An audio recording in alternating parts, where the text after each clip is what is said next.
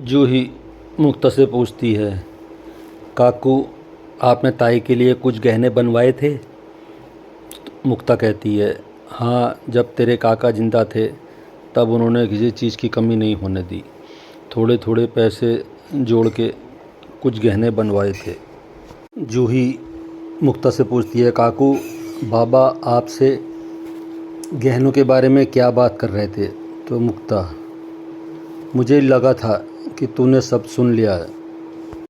वो पूछ रहे थे तेजू के शादी के लिए कुछ गहने वहने बनवाए हैं क्या? वो ज़्यादा गहने नहीं बनवा पाए तो कुछ गहने दे देंगी क्या? तो जूही पूछती है, आपने क्या कहा उसमें? तो मुक्ता कहती है, इसमें बेटा पूछ कहना ही क्या था, वो तो वैसे भी मैं तुझे कुछ ना कुछ गहने ज़रूर देती। मुक्ता कहती है, तू भी तो मेरी बेटी जैसी है, और मेरी बेटी जैसी क्या, मेरी बेटी ही है, और सब कुछ ठीक रहा तो तेजू और बनवा लेगी अपने लिए। जूही मुक्ता से, काकू आप कितने अच्छे हो, पता नहीं हमारे घर वाले आपको हर समय भला बुरा क्यों कहते हैं। तेजू कहती है, आई मैं तो कहती हूँ जो गहने जूही को देने हैं अभी दे दो। जूही कहती है, नहीं नहीं, आपको जो भी गहने देने हैं काकू शादी वाले दिन ही दीजिएगा। तो तेजू जूही से पूछती है, जूही एक बात तो बता, तेरी नील से क्या बात हुई? तो जूही कहती है, ताई मैं सब कुछ शादी वाले दिन बता दूंगी। आदिति, ठीक है मेरी आई, तू सब कुछ शादी वाले दिन बता देना। आदिति की बात सुन के सभी लोग हंसते हैं। हॉस्पिटल में लीना, विनोद, जीतू और अमृता नील को देखने के लिए आते हैं। तो लीना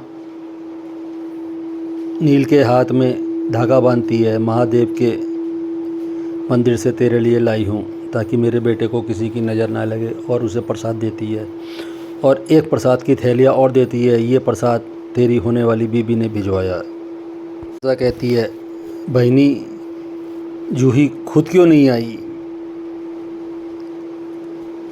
लीना कहती है, अरे कैसे आती भाई, वो उसे भी तो अपने यहाँ घर पे ख़रीदारी वगैरह करनी होंगी। सब लोग चले जाते हैं, खाली जीतू नील के पास रुक जाते हैं। जीतू सबके जाने के बाद, इसका मतलब तुझे ये शादी नहीं करनी है? नील हैरान होकर जीतू को देखता है। जीतू उससे पूछते हैं, हाँ या ना? नील, हाँ, मैं ये शादी नहीं करना चाहता। लेकिन तू कर भी क्या सकता है जीतू? तो नील कहता है, काका जो कुछ मैं कर सकता था मैंने वो सब किया। मैंने जूही को भी सब कुछ बता दिया, लेकिन वो फिर भी मुझसे शादी करना चाहती है। जीतू पूछते हैं, क्या कहा तूने उससे? नील कहता है, मैंने उससे बताया कि शादी करके वो कभी मेरे साथ खुश नहीं रह पाएगी, कभी उसे मुझसे प्यार नहीं मिलेगा, क्योंकि मैं तेजस्विनी से प्यार करता हूँ। जीतू, ये बात तूने तेजस्विनी को बताई?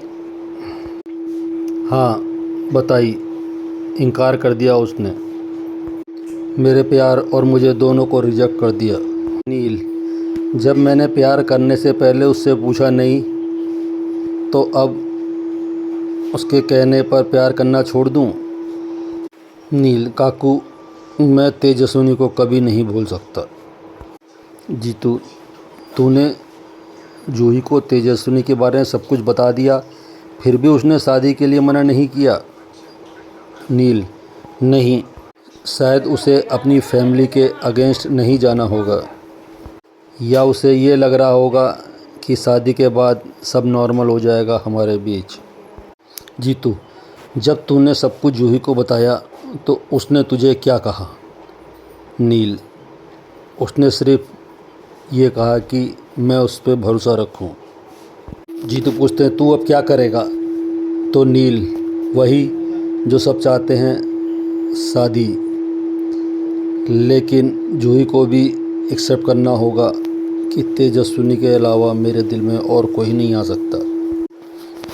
तेजू, सतीश, आदिति, प्राजू और जूही दीपावली के साथ मॉल में आती है जूही की शादी की ख़रीदारी करने, और जूही के लिए अच्छी अच्छी सुंदर साड़ियाँ पसंद करते हैं। इसी मॉल में ही नील की फैमिली भी शादी की ख़रीदारी करने आते हैं। सब अपनी अपनी पसंद के कपड़े खरीद रहे हैं।